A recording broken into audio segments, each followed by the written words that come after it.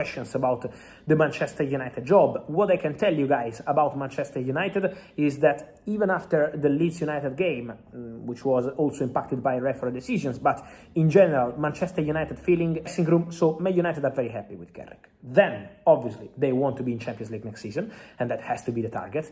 That will be the target for Carrick for the upcoming games, and then from now to the end of the season, any moment, Man United will make a decision on their permanent manager. But at the moment, I'm not aware of Man United negotiating with Andoni Iraola.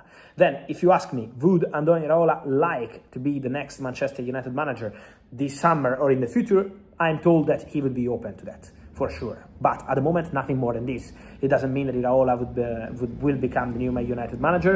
Many managers around the world would like to be at Man United. So Iraola would be open to staying in the Premier League.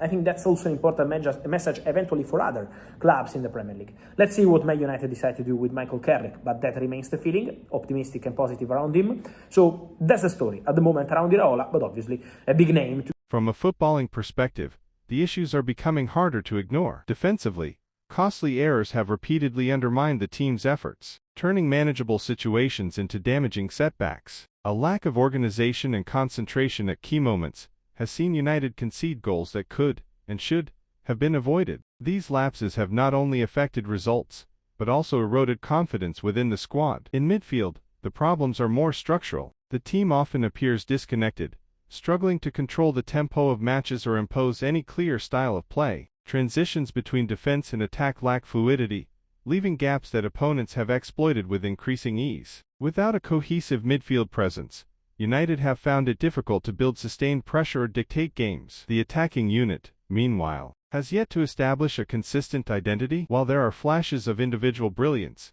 the overall output has been unpredictable. Chances are created sporadically rather than systematically, and the absence of a clear attacking pattern has made it easier for opposing defenses to contain them. This inconsistency in front of goal has proven costly in tight matches where clinical finishing is essential. Off the pitch, the situation appears equally concerning. Reports of dressing room tension and uncertainty around leadership have added another layer of complexity to an already difficult season. Questions surrounding direction, authority, and unity within the squad have fueled speculation about deeper underlying issues at the club. For an institution of United stature, such instability can have far-reaching consequences. The reaction from fans and pundits reflects the growing unease. Supporters, who began the season with renewed hope, are increasingly voicing frustration over the lack of visible progress. Analysts and former players remain divided, some calling for patience and long-term planning, others demanding immediate changes to address the decline. What makes this moment particularly significant